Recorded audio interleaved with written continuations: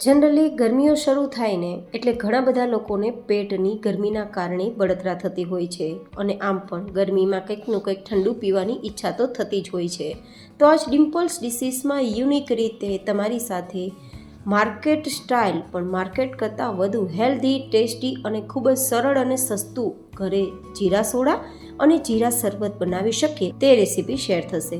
બસ એકવાર બનાવી જ્યારે પણ ઠંડુ પીવાની ઈચ્છા થાય ત્યારે અડધી મિનિટમાં સોડા કે શરબત તૈયાર કરી શકો છો. તો ચાલો આજની રેસીપી શરૂ કરીએ.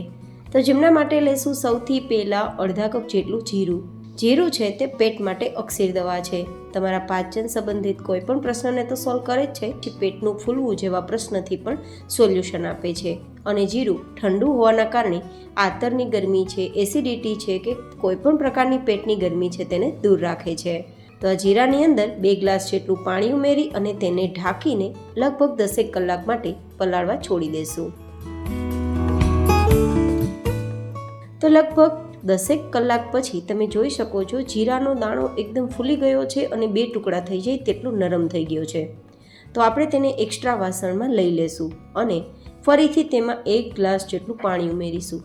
તો અત્યારે કુલ ટોટલ અડધા કપ જેટલું જીરું છે, તો તેની સામે 3 ગ્લાસ જેટલું મેં પાણી લીધું છે અને હવે તેને ગેસ ફ્લેમ પર રાખી હાઈ ગેસની ફ્લેમ પર આપણે આ જીરાને ઉકાળવાનું છે.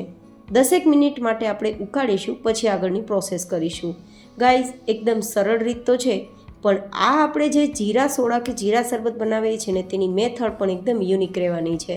તમને બિલકુલ કંટાળો ના આવે અને બનાવવામાં સરળ રહે અને બનાવ્યા બાદ પણ તેનો ટેસ્ટ હૂબહુ માર્કેટ જેવો જ તમને મળે. માર્કેટની તમે જીરા સોડા પસંદ કરતા હોય કે જીરા શરબત પસંદ કરતા હોય તો તમને આ સોડા કે શરબત પીધા પછી તેની સોડા કે શરબત પસંદ નહીં આવે તેવો ટેસ્ટ તમને આજે ઘરે તૈયાર કરવામાં મળવાનો છે. તો 10 મિનિટ આપણે ઉકાળી લેશું.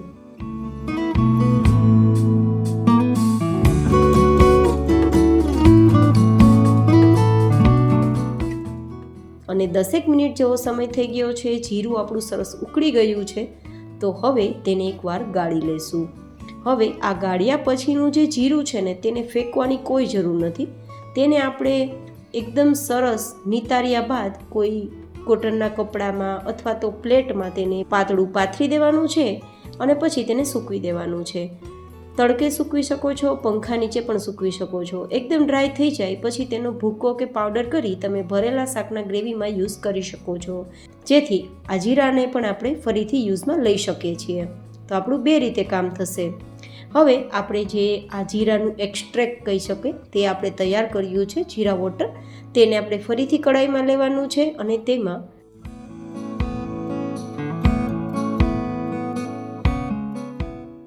અડધી ચમચી જેટલો ચાટ મસાલા ઉમેરીશું, અડધી ચમચી જેટલો સંચર પાવડર ઉમેરીશું અને અડધી ચમચી જેટલો મરી પાવડર ઉમેરીશું.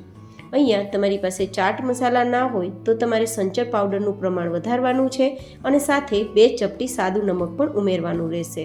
અડધા કપ જેટલી મીઠાશ માટે મિશ્રી ઉમેરવાની છે. બહારનું જે શરબત કે સોડા મળે છે ને તેમાં સેક્રિંગ પણ હોય છે અને ઘણા ખરા અંશે ખાંડ પણ હોય છે, પણ આજે આપણે હેલ્ધી આ શરબત કે સોડા તૈયાર કરવા માટે મિશ્રીનો ઉપયોગ કર્યો છે અને એટલી જ મિશ્રી ઉમેરીશું જેટલું સોડા કે શરબતમાં જરૂરી હોય. હવે આ રીતે આપણે તેને મિશ્રી આપણી ઓગળે અને આપણી આ સિરપ છે તે તેલ જેવી ચીકણી થાય ત્યાં સુધી ઉકાળીશું.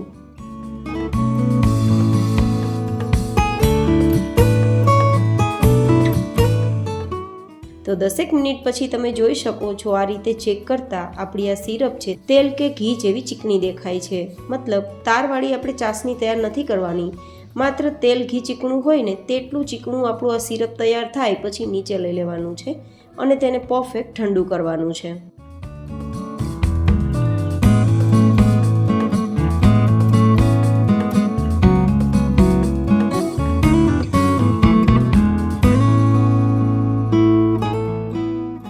આ રીતે આંગળીથી ટચ કરતાં બિલકુલ ગરમ ના લાગવું જોઈએ. આટલું પરફેક્ટ ઠંડુ થઈ ગયા બાદ 4 થી 5 ચમચી જેટલો લીંબુનો રસ ઉમેરવાનો છે.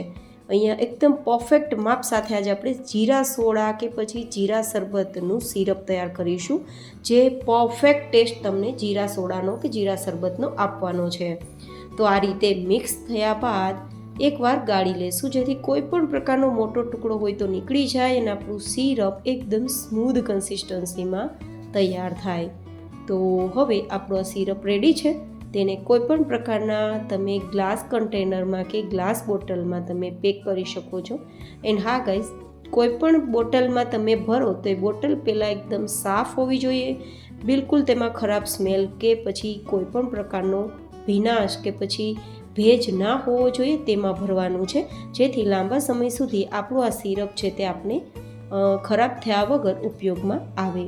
તો આ રીતે બોટલમાં ભરી દેવાનું છે, ઢક્કણ ઢાંકી દેવાનું છે અને આ સિરપને તમે પૂરા સમર સિઝન એટલે કે પૂરા ઉનાળા દરમિયાન તમે જ્યારે પણ સોડા કે શરબત બનાવવાની ઈચ્છા થાય ત્યારે પી શકો છો. હવે આપણે સૌથી પહેલાં સોડા તૈયાર કરીશું. તો એક ગ્લાસમાં થોડા આઈસ ક્યુબ અને 2 થી 3 ચમચી જેટલું આપણે જીરાનું જે સિરપ તૈયાર કર્યું છે તે ઉમેરીશું. હું અહીંયા થોડા ફુદીનાના પત્તા લઉં છું અને હવે અહીંયા હું જે સાદી સોડા આવે છે ને તે સાદી સોડા ઉપયોગમાં લઉં છું.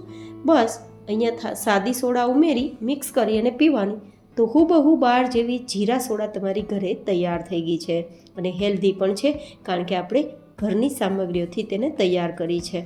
હવે તે જ રીતે જો શરબત તૈયાર કરવું હોય તો ફરીથી 2-3 ચમચી જેટલું સિરપ અને સાદું પાણી ઉમેરી મિક્સ કરી અને તમે પી શકો છો.